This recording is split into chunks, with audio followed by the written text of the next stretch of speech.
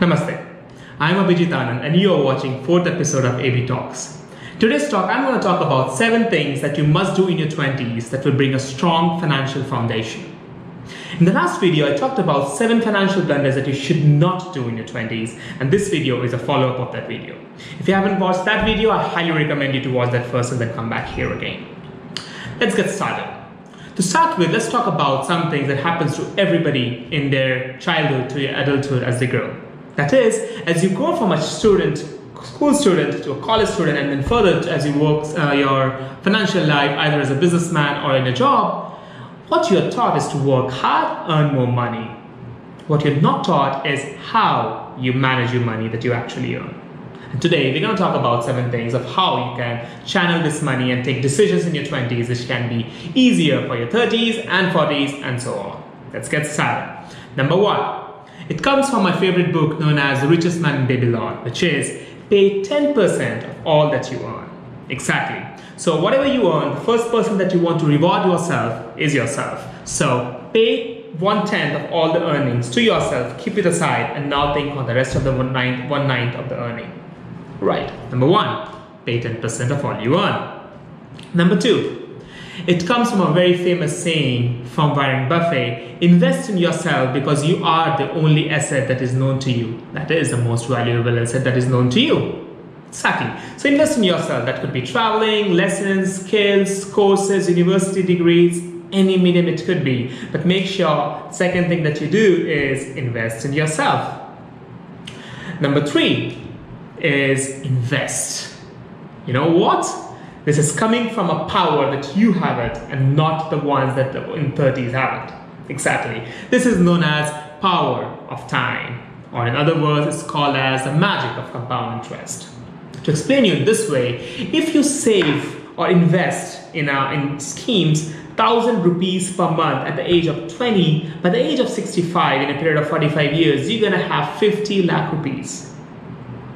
In other words, if you save $100 per month in a span of 45 years at a flat rate of around 8% of return, you're going to have $500,000.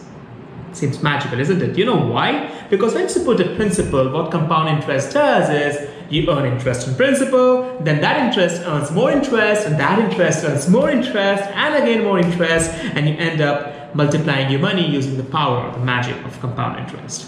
Exactly. Number 3 is invest. Number 4 is emergency fund. This is again one of the very important ones because this is where I've seen people making mistakes multiple times.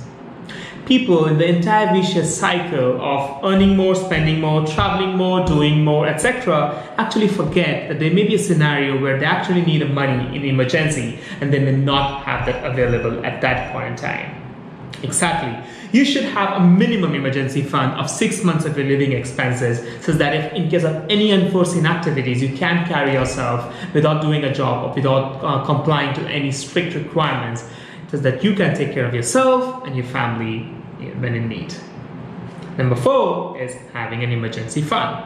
Number 5 is max out the government plans. Exactly.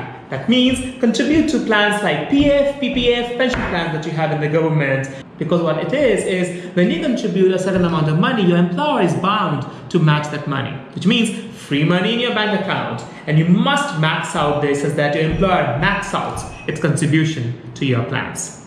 This money also gives you a flat return of something between 7.5 to 8.5% over the duration of your employment or your work life, which is a secured investment in itself.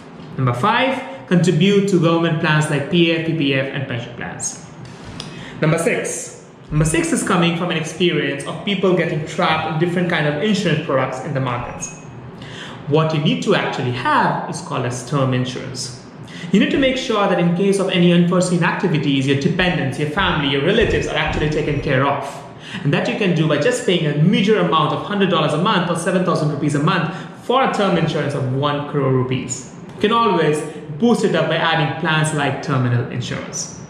2 of the better ones that I've seen in the market that works really good are like HDFC Ergo and Tata AIG. Number 7, and the final one is health insurance. This also comes up from the last point, which is term insurance. Because the health prices are actually going up and you don't know that things are not in your control, it's highly recommended that you have a good health insurance plan in place, such that even if your employer doesn't cover, you are covered by this plan. Okay, let's recap. And before we recap, I want to tell you a saying from Barack Obama. He says, money is not everything, but it does matter and makes a difference. Okay, let's recap. Number 1, pay 1/10 of all that you earn to yourself, because you are the person whom you want to pay. You're the most important person in your life. Number 2, invest in yourself. Build your own skills. Make sure that you are growing every year, such that which can grow your money as well, be it traveling, skills, courses, etc.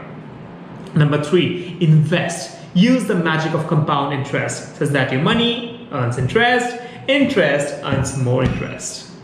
Number 4 is contribute in government funds like PF, PPF, etc. Max out your contribution. Number 5, have emergency funds.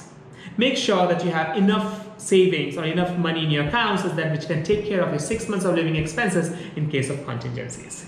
Number 6 is term insurance. Make sure you have plans enough such that you can cover your dependents, your family and relatives in cases of urgency, which may happen, an unforeseen activity that can happen around you.